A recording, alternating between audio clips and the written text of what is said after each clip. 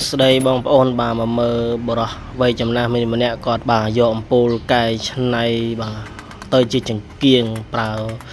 ប្រេងកាតណាពុកម៉ែបងប្អូនបាទអញ្ចឹងបាទយើងមានអំពូលចាស់អីយើងអាចយកវាទៅកែច្នៃធ្វើដូចគាត់ទៅសម្រាប់ពេលយើងដាច់ភ្លើងពេលអីចឹងណាយើងឬក៏ធ្វើដាក់តាំងនៅកន្លែងណាមួយសម្រាប់ឌីក័រហាងឬក៏ឌីក័រនៅផ្ទះយើងទៅក៏បានដែរពុកម៉ែបងប្អូនមើលទៅមានកំណត់ច្នៃបដិនមែនតើហ្នឹងហើយគាត់ចោះឬអរុននឹងចោះឲ្យលើមកណែគាត់យកបាទដែកស្លឹកយើងដែកស្ដើងហ្នឹងបងប្អូនណាហ្នឹងហើយគាត់ពុតធ្វើសុំកងវាពីក្រៅអញ្ចឹងណាហ្នឹងហើយយើងមើលបងប្អូនអាចច្នៃបានងាយមានអីទេមានបាក់ទេរបស់ទុនធាតុដើមនៅក្នុងស្រុកយើងមានអត់មានបញ្ហាទេហ្នឹងហើយរបស់ធាតុដើមមកយើងនេះហើយយកទល់វិស2មកមូវាចេញរូបរាងអញ្ចឹងមកនេះមូអញ្ចឹងទេបងប្អូនចាប់ចគុំឲ្យជាប់ទៅមូវាក៏ខ្លាយជាអញ្ចឹងបានដែរហ្នឹងហើយមើលទៅងាយស្អាតហ្នឹងហើយពុកម៉ែបងអាចធ្វើបានហ្នឹងហើយឌីក័រដាក់ផ្ទះដាក់ហាងយើងឬក៏ធ្វើពេលដាច់ភ្លើងយើងមិនបាច់ទិញទៀនប្រើទេពុកម៉ែបងមើលទៅតំណងរបស់គេដែរហ្នឹងណាអញ្ចឹងគាត់បាទឆ្នៃធ្វើបាទមើលនេះស្អាតមែនតើនិយាយទៅសាសមួយហ្នឹងគឺគាត់បកកែច្នៃប្រឌិតធ្វើអញ្ចឹងណាអញ្ចឹងពុកម៉ែបងប្អូនបើមានចំណាប់អារម្មណ៍ចង់ច្នៃបើគាត់បាទ save វីដេអូនេះម្នាក់មួយទៅហើយ share វីដេអូម្នាក់មួយទៅដើម្បីបាទទុកធ្វើនៅថ្ងៃក្រោយពេលដាច់ភ្លើងអីចឹងទៅយើងអាចធ្វើបានហ្នឹងហើយ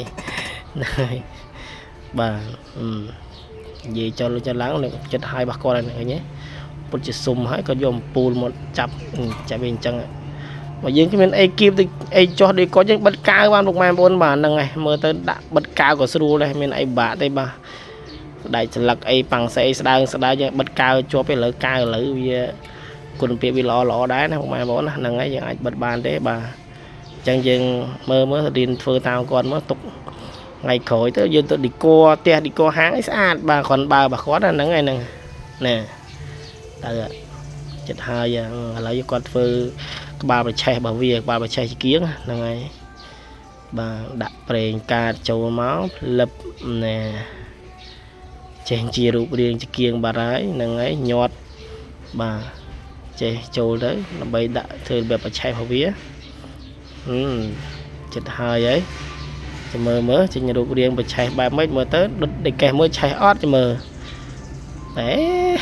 តំណងមកគាត់នេះបើគាត់លក្ខណៈដាក់បាញ់ថ្នាំឬក៏ដេក័រពណ៌អីបន្តិចទៀតមើលទៅស្អាតមែនតើរួចរាល់បាត់ហើយយេស្អាតមែនតើពុកម៉ែបងប្អូនណាហ្នឹងហើយពុកម៉ែបងប្អូនមានតម្រូវការប្រើប្រាស់នៅម៉ូទ័រផ្លុំខ្យល់យកទៅឡើងចក្រានប្រើប្រាស់ប្រេងម៉ាស៊ីននិងប្រេងឆាឬក៏ប្រេងបាត់ខ្មៅពុកម៉ែបងប្អូនណាអាចតំណងសួរនាំពួកយើងបានពុកម៉ែបងប្អូនណាបាទយើងមានបាទម៉ូទ័រដែកបាទនៅដូចជាពុកម៉ែបងប្អូនបានឃើញអញ្ចឹងនេះជាម៉ូទ័រ200 វ៉ាត់ពុកម៉ែបងប្អូននិង250 វ៉ាត់ព្រោះពួកយើងមានដែរពុកម៉ែបងប្អូនណាហ្នឹងហើយតម្លៃរបស់វាពុកម៉ែបងប្អូនណា200 វ៉ាត់តម្លៃ120,000 150 វ៉ាត់តម្លៃ